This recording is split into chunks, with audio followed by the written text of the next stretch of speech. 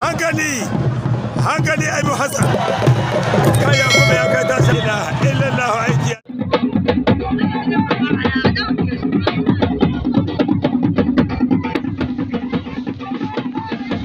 Assalamu alaikum jama'a masu sauraron mu na cikin ƙasa da na ƙasashen waje.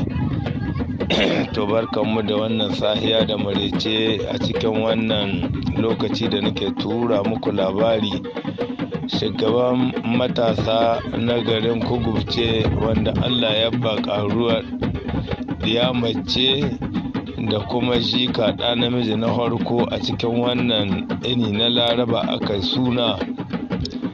Babu shakka shugaban matasa na nan birnin Kugubce shi na Jula Muhammad da Alhaji Shama wanda yake shine jagora na matasa na Kugubce.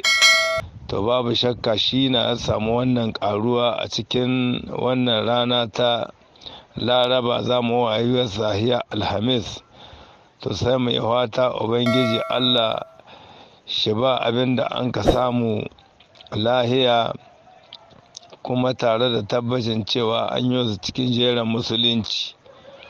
Bayan haka nan Jula gashi nan shina godiya ga dukkan waɗanda suka taya shi wannan murna ta samun ɗiya mace da jika kuma ɗa namiji, suna duka ya kama rana guda. To shina godiya ga dukkan jama'ar da suka zo cikin wannan taro, ba tsakanin ba sai an ce mace ko namiji ba, kowa wanda ya taya shi wannan murna to shina godiya ga dukkan kowane matashi da babba. Dalilin jagorancin da an ka bashi ya sani ce to zan tura muku an ga bokal ku yi unwani da shi, yan Kugubce mazauna ƙasashen waje da waɗanda suke tare da su. Ga nakunan Jula Muhammad wanda yake aka sani da Alhaji Shama margayi wanda a shugaban matasa na Kugubce. Assalamu alaikum daga naku Manu mai dala'il Kugubce. A shugaban matasa na Kugubce yau Allah ya sa ka samu karuwa da ta diya da ta jika. To shine nake son jama'a duka waɗanda a ƙasashen waje waɗanda ke sauraron ka, nake son ka tura musu magana bisa ga shugabancin da Allah baka na matasan Kugubce. Shine yasa nace to bari in zo yau tunda suna gashi yau suna biyu da na jikanka da na diyarka. Ina fata Allah shi sa zan masu unhwani gare ka kuma da addini. Ka ji dalilin da yasa nake maka wannan tambaya. Jula bismillah. Bismillah. Jama'a assalamu alaikum. Na gode bisa ga taron da ni na biki. Allah shi ne albarka. Amin. Yau da yana cikin farin ciki. Haka.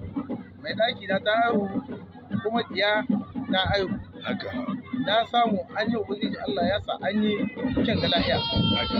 Yanzu jama'a ga sunan dai ka ko ina mutum ne. Na gode Allah shi albarka ubangiji Allah ya sa ku gobe ka yau. Haka. Amin. Ina fatan ga Allah ya sa wanga abu dai ya ga kuma ya wuce lahiya. Haka nan. Shi na nake fata ba wani abu. Ya. Na gode rana. Ai hada jika na samu alhamdulillah. Haka nan. Alhamdulillah na gode. Haka nan. Shi ne ajika na farko gare ka. Shi fa na farko. Aha, to ubangiji Allah ya daure yau wace wannan rana yau gashi ka samu jika na farko. Insha Allah. Lalle abin alfahari na. To samari waɗanda a ƙasashen waje wane kira gare ka gare su? Duka kiran da gare su na ba su bayanin bisa ga abin da ya samu gare ni. Na gode kuma ubangiji Allah ya sa an wace lahiya. Haka nan. Na kai gaisuwa ta gare su. To madalla. Dan saboda ba ni wannan magana ba a cikin group in ce ga kaza ga kaza. Haka. Saboda wani abu ya hanka ne gaskiya kamar gare mu bai ba. Gaskiya Kuma ne. yanzu rana ta saka. Gaskiya ne. An yi kuma na ji farin ciki dole kuma ya fara da muku duka abin da aka yi. Haka nan. Na gode. To yayi. Na gode. Madalla. Insha Allah.